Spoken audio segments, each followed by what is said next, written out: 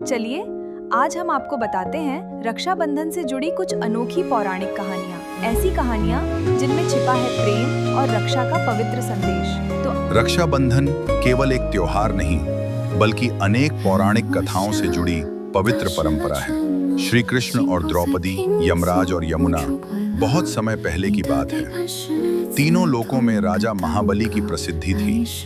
वे महान दानी, धर्मप्रिय और भगवान विष्णु के भक्त थे। राजा महाबली इतने दानी थे कि उनके द्वार से कोई भी खाली हाथ वापस नहीं लौटता था। उनकी दानशीलता की चर्चा तीनों लोकों में होने लगी। एक दिन भगवान विष्णु ने राजा महाबली की परीक्षा लेने का निर्णय किया। वे वामन रूप धारण करके राजा बलि के यज्ञ में पहुंचे। हे ब्राह्मण देव, आप जो चाहें मुझसे मांग सकते हैं। मुझे केवल 3 पग भूमि चाहिए। मैं आपको 3 पग भूमि अवश्य दूंगा। वचन मिलते ही वामन भगवान ने अपना विराट रूप धारण कर लिया। उनका पहला कदम पृथ्वी पर और दूसरा कदम आकाश तक पहुंच गया। अब तीसरा कदम रखने के लिए कोई स्थान नहीं बचा। राजा बलि समझ गए कि उनके सामने स्वयं भगवान विष्णु हैं। प्रभु, तीसरा कदम मेरे सिर पर रख दीजिए। राजा बलि की भक्ति और वचन से भगवान विष्णु प्रसन्न हुए। उन्होंने राजा बलि को पाताल लोक में रहने का वरदान दिया और स्वयं उनकी रक्षा के लिए वहां रहने लगे। जब माता लक्ष्मी ने देखा कि भगवान विष्णु लंबे समय से उनके पास नहीं हैं, तो वे चिंतित हो गईं। उन्होंने भगवान विष्णु को वापस लाने का निश्चय किया। माता लक्ष्मी ने एक साधारण स्त्री का रूप धारण किया और राजा बलि के पास पहुंचे। राजा बलि ने उनका आदरपूर्वक स्वागत किया और पूछा, माता, आप इतनी चिंतित क्यों हैं? माता लक्ष्मी ने कहा, मेरा कोई भाई नहीं है। मैं चाहती हूँ कि मेरा भी एक भाई हो जो मेरी रक्षा का वचन दे। राजा बलि ने कहा, आज से मैं आपका भाई हूँ। बहन, आज से मैं आपकी रक्षा का वचन देता हूँ। बताइए, मैं आपके लिए क्या कर सकता हूँ? तभी माता लक्ष्मी ने अपना वास्तविक स्वरूप प्रकट किया। राजा बलि समझ गए कि ये कोई साधारण स्त्री नहीं, बल्कि स्वयं माता लक्ष्मी है। राजा बलि ने मुस्कुराकर कहा, बहन, आपने मुझे राखी बांधकर अपना भाई बनाया है। मैं आपकी इच्छा कैसे ठुकरा सकता हूँ? आप भगवान विष्णु को अपने साथ ले जाइए। माता लक्ष्मी ने राजा बलि को आशीर्वाद दिया। यह कथा हमें सिखाती है कि राखी केवल एक धागा नहीं, बल्कि प्रेम, विश्वास और रक्षा का पवित्र बंधन है। रक्षाबंधन प्रेम, विश्वास और रक्षा का पवित्र बंधन है।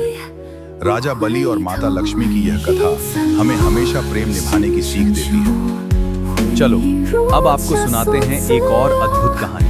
ये कहानी है भगवान श्री कृष्ण और देह हैं श्री कृष्ण और द्रौपदी की। लेकिन भाई बहन, हे सखा कृष्ण, आपके लिए मेरे पास देने को कुछ नहीं है, लेकिन मेरा प्रेम और विश्वास हमेशा आपके साथ रहेगा। सखी, तुम्हारा प्रेम ही मेरे लिए सबसे अनमोल है।